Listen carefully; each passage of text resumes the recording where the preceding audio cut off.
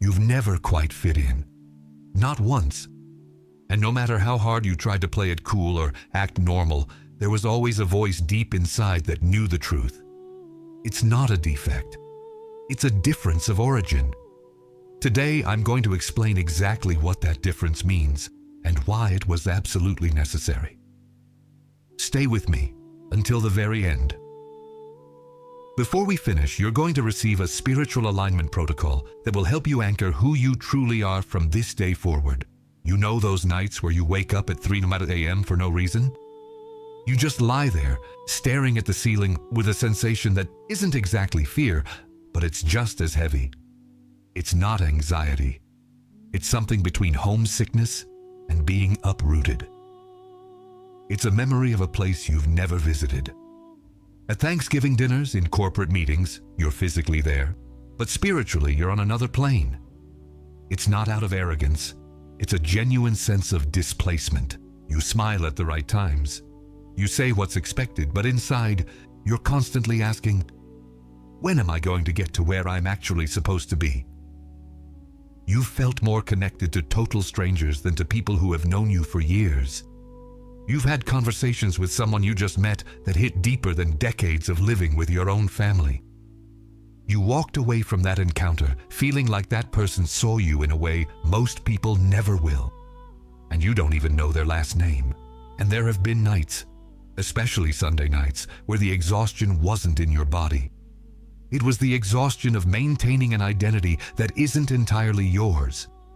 The sheer effort of being legible to the world at the cost of being a mystery to yourself. But you're still standing. After everything, you're still here. That is not a coincidence. And today, you're going to understand why. If this resonates with you, hitting that like button is your public amen. Heaven records what you testify to openly. Before this video ends, 3 things are going to happen. And before I tell you what they are, you need to hear this directly. I didn't design you to fit in. I designed you to expand what existed before you arrived. First, the spiritual truth behind what you're feeling. You seek. You dedicate yourself. You do everything right, and yet abundance never comes. And the worst part, you start wondering if you're doing something wrong, if you're being heard up above, if it's meant for you at all. It's not a lack of faith or worthiness. It's a spiritual blockage that ordinary prayer alone cannot break. The Miracle Journal unblocks this in 21 days with a spiritual protocol that works exactly where your prayer doesn't reach. Along with the journal, you'll also receive as a gift the prayer guide and the Psalms manual with the most powerful sacred practices and texts to deepen your transformation. To claim your version of the journal, tap the link in the comments right below this video. First, the spiritual truth behind what you're feeling. That sense of not belonging isn't rejection. It's recognition. You were built with an extra layer, a dimension that most people don't carry. Not because you're superior, but because your mission requires a different frequency. The displacement you've been calling loneliness is actually the hallmark of a distinct spiritual origin. Second, you're going to receive a specific protocol today, called the Origin Anchoring, that you can perform tonight to stop fighting what you are and start operating from it. Third, a declaration you'll take with you that will reorganize how you see yourself every time you start to question your presence in this world. Stay until the end. Don't break the chain. What's coming needs the foundation of what came before. Now, close your eyes for a moment if you can, or just look away from the screen for a few seconds. What I'm about to show you works best when your attention isn't divided. There are specific signs that identify those built with this extra layer. These aren't theories. They are concrete situations you've lived through and probably never knew how to name. The first sign, post-crowd exhaustion. It's not just introversion. It's something else. You leave environments full of people, even people you like, and you need hours of silence just to find yourself again. It's as if the presence of so many people mutes a frequency you need to keep active. It's not that you don't like people. It's that after a long time in a group, you feel like you have to put yourself back together. Like pieces of you were left scattered around the room. What you called shyness or social fatigue is actually field sensitivity. You absorb what's around you because you were designed to process what others can't even name. You aren't antisocial. You are a high sensitivity receiver, and high sensitivity receivers need silence to process the data they've collected. The second sign, the knowing you can't explain. You've known things were going to happen before they did. Not like some dramatic psychic vision, but a quiet certainty that arrived days in advance. You told someone, something is coming, and it came. You felt the end of a relationship, a job, or a phase of life before there was any external sign. Sometimes you tried to warn people and weren't heard. Sometimes you stayed quiet because you knew you couldn't explain where the info came from. What you called a sharp intuition is actually layered perception. You see the blueprint that is still forming because you were equipped to operate at a level where causes haven't yet become visible effects. The third sign, rejection that precedes an opening. Every time you entered something new, a new circle, a friendship, an opportunity, there was an initial period of resistance from that environment toward you, as if the space needed to reorganize itself before it could host you. You were treated as an outsider, as too much, or as an extra, until suddenly that same environment started seeking you out. The same people who resisted you started including you. The same group that ignored you started consulting you. What you called rejection was actually calibration. The environment had to expand before it could hold what you bring. The fourth sign, the inability to fake it for too long. You can do it for a while, days, weeks, maybe even months, playing a role that isn't you, but it reaches a breaking point where your body sends a warning. Headaches with no clinical cause, chest tension with no clear emotional trigger, sleep that doesn't restore you, no matter the hours, an irritability that has no clear object. You're annoyed, but you don't know at what. What you called chronic stress is actually frequency conflict. Your system recognizes when it's operating in dissonance with your origin and sounds the alarm. It's not weakness. It's an automatic calibration. The fifth sign, the memory of before. Sometimes you have a vague but consistent feeling that you existed before this body. Not as an elaborate religious dogma, but as a memory without an image. A weight of continuity. The sense that you didn't start with this life, that there is something prior being carried forward. That certain meetings aren't first-time introductions, they are reunions. That certain places give you back something you didn't know you'd left behind. What you called imagination or spiritual daydreaming is origin memory. The soul's awareness that this isn't its debut. If even one of these signs hit home, type free in the comments. Heaven records who recognize themselves here. Close your eyes for a second. Deep breath. What I'm telling you now won't work if your focus is split. Let me show you two portraits of people who lived this before you had the words for it. The first is Gideon.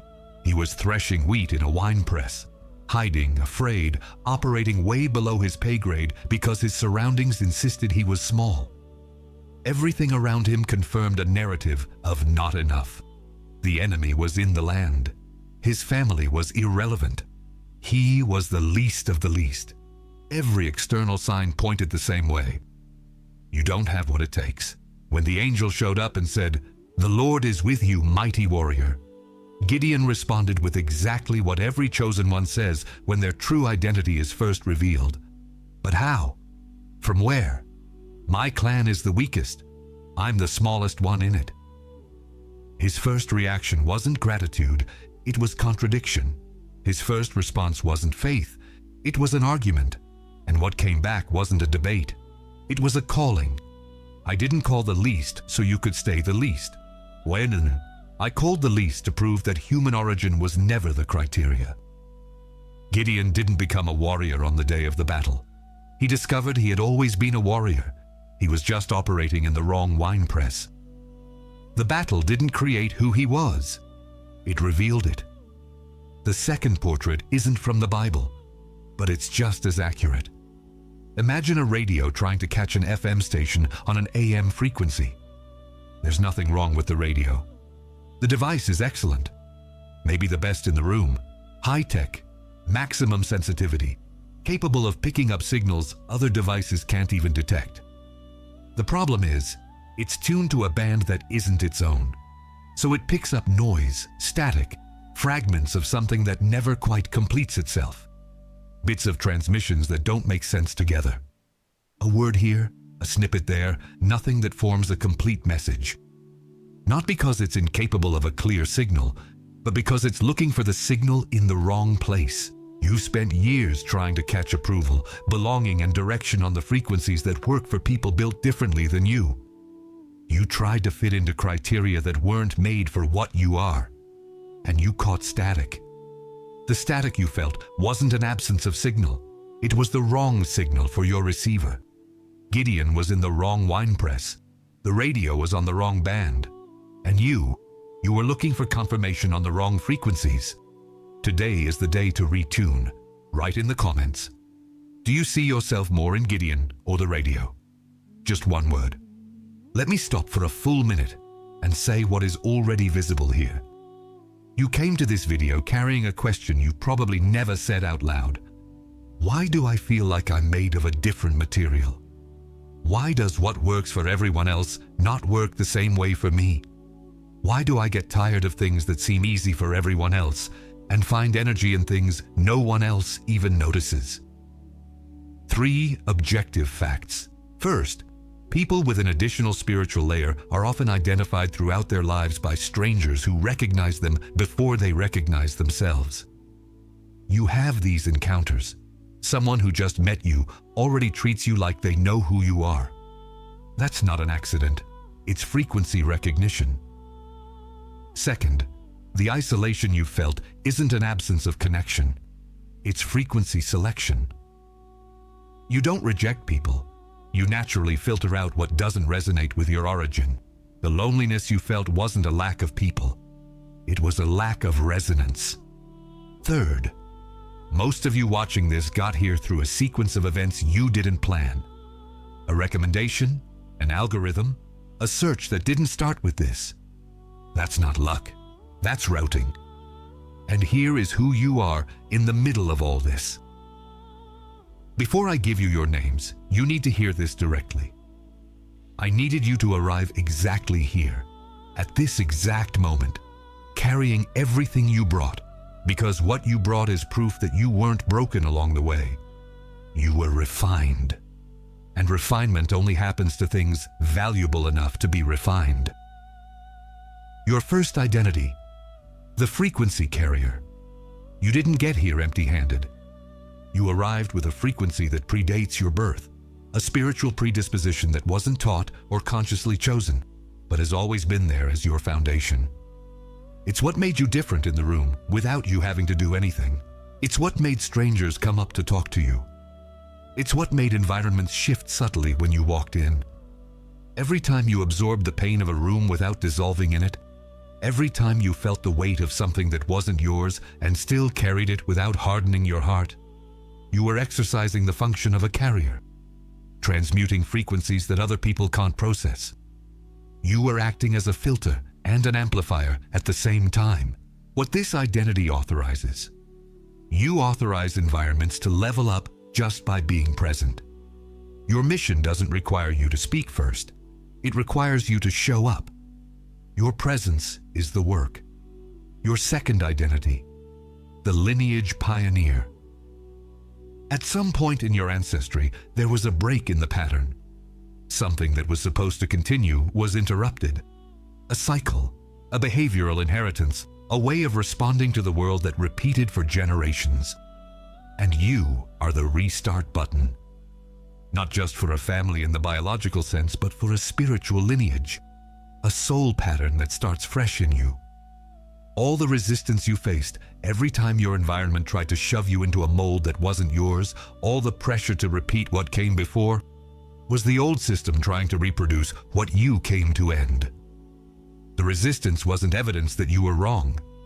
It was evidence that the old system recognized you as a threat to its survival. What this identity authorizes, what ends with you does not pass to those who come after. Not as an ideal, but as a spiritual reality. You aren't just a product of the past. You are the beginning of something your descendants will inherit without ever knowing the price you paid to make it possible. Your third identity, the translator of the unseen. You've always known more than you could explain. You've always perceived more than you had the vocabulary to name. You'd walk into a room and just know, without conscious analysis, what was happening between people. What was beneath what was being said. What no one would verbalize, but everyone was feeling. This excess of perception isn't a burden. It's equipment. You spent years trying to downsize what you saw to fit the available conversations. Simplifying what you perceived so you wouldn't sound weird. Silencing what you understood because the context couldn't hold it. Every time you stayed quiet because you didn't know how to say it, you were actually storing it for the right moment, not losing it. What this identity authorizes. You were built to make understandable what most people only feel but can't articulate. Turning perception into words, frequency into language. This is ministry. This is presence. This is why you are here. Which of these three identities hit the hardest? Write its name in the comments and subscribe here so the next word reaches someone who finally knows who they are. Now I need to give you what I promised. The protocol is called Origin Anchoring. 3 steps, to be done tonight, preferably before bed when the silence has settled in. Step 1. Locate the origin point. 5 minutes. Sit in silence. Close your eyes. Bring your attention to the center of your chest. Not the physical heart, but the space behind your breastbone. Ask one question in a low voice. Where did I come from before here? Don't wait for a verbal answer. Don't expect a scene or a vision. Expect a sensation. A shift in temperature, a weight, a sudden lightness, a vague image without a sharp outline. Whatever comes is a gift, not your own construction. Receive it without editing. Step 2. Name what was carried. 3 minutes. With your eyes still closed, mentally name 3 things you've been carrying through this life that you didn't consciously choose. They could be fears that were never yours, but were always present. Relationship patterns that repeated even when you tried to stop them. Specific sensitivities that always made you different. Don't judge, just name them. This act of naming is the first movement of transmutation. What is named begins to be released. Step 3. Declare the restart. 1 minute. Say out loud, even if it's a whisper. I recognize my origin. I receive my function. What I came to do begins now. The sign of confirmation isn't euphoria. It isn't crying. The sign is stillness. A sudden settling, as if something that was slightly out of place clicked back into position without effort. It won't feel huge. It will feel simple. But you will know. But I have to warn you about what will try to stop this. In the next 72 hours, 3 things will be thrown at you. Not as a possibility, but as a certainty. The first tactic, selective memory. It will arrive disguised as an involuntary memory of an old humiliation. A specific moment where you tried to be yourself and were mocked, ignored, or punished for it. The system will choose your most painful memory. The weapon is to make you associate authenticity with danger. To make your real identity look like the reason for your worst wounds. As if being yourself was the problem. When that memory comes, say, that was the cost. It was not the verdict. The second tactic, evidence comparison. It will arrive as a reasonable question. Too reasonable. If you're all this, why aren't you where you're supposed to be yet? The weapon is to use the delay as proof against your identity. To turn time into doubt about your calling. To make the absence of visible evidence look like evidence of absence. The answer, My delay is not evidence against my origin. It is part of my refinement. The third tactic, the voice of the old environment. It will come through the voice of someone close, a family member, a partner, an old friend, saying something seemingly innocent that echoes the mold you came to break. It won't be a direct attack. It'll be a small phrase said in passing, by someone you love. The weapon is using affection to reactivate the shrinking pattern, making you choose between your identity and the relationship. The answer, I hear you, and I am still who I am. And the most dangerous enemy doesn't come from outside. It comes from within, using your own voice, saying that maybe this video came at a good time, but tomorrow, real life will prove otherwise. That it's nice to hear, but reality has other things to say. That voice has a name. It's the old protector, the part of you that learned to survive by being small and still believes that being small is being safe. Don't fight it. Acknowledge what it did for you. Thank it and keep moving. Write protected in the comments. The decree has been sealed over you. Now wherever you are, sit or stand, but find an upright posture. Not out of pride, out of receptivity. Place your hands open on your lap, palms up. Take one deep breath. This isn't symbolic. It's the physical posture of someone ready to receive what is being declared right now. Let go, right now, of the narrative that you aren't enough. Let go of the interpretation that being different means being less. Let go of the story that your displacement was the punishment, that if you were more spiritual or more disciplined, the isolation wouldn't have happened. Let go of every time you shrank so you wouldn't intimidate others, every time you pretended to understand when you already knew too much, every time you smiled when you wanted to say, I know where this comes from, and I know where it's going. Let it go, now. And listen to what needs to be said directly to you. I saw that 3 a.m. wake-up call, that ceiling, that feeling of homesickness for a place you couldn't name. I was in that silence with you, not as a distance, but as a presence that didn't have a way to be recognized yet. You weren't alone in that wine press. Every night you stayed standing when everything told you to cave. I saw it. Every time you carried the weight of something that wasn't yours and still didn't let your heart turn to stone. I saw it. Every conversation you had with someone who was suffering, where you knew exactly what to say without knowing where it came from. That was me. I was preparing you for the day you understood that your displacement wasn't a punishment. It was mission protection. Now you understand. And now you go, as a carrier, as a pioneer, as a translator. Go. What is yours is waiting on the frequency that is yours. Everything said here is sealed. What was named was confirmed. What was recognized was activated. The covering is over your mind, over every thought that will try to contradict what you received here, over your relationships, over every voice that will try to return you to the old mold, over your timing, over the impatience that will try to make you measure what's yours by someone else's calendar, over the mission you carry, over everything that needs to happen from now on. You enter now, not as someone still trying to figure out who they are, but as someone who already knows and has decided to operate from that truth. It is done. What was delivered here was delivered. Amen. Write done in the comments. Because it is done. Share this video with that one person you know who never quite fit in either, who also went through those unexplained nights, who also stared at the ceiling at 3 a.m. with that nameless longing. They need to hear this today.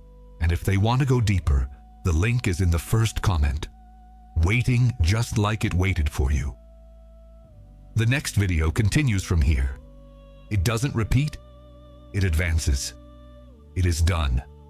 You are not the same person you were when this message started. You seek. You dedicate yourself. You do everything right, and yet abundance never comes. And the worst part, you start wondering if you're doing something wrong, if you're being heard up above, if it's meant for you at all. It's not a lack of faith or worthiness. It's a spiritual blockage that ordinary prayer alone cannot break. The Miracle Journal unblocks this in 21 days with a spiritual protocol that works exactly where your prayer doesn't reach. Along with the journal, you'll also receive as a gift the prayer guide and the Psalms manual with the most powerful sacred practices and texts to deepen your transformation. To claim your version of the journal, tap the link in the comments right below this video.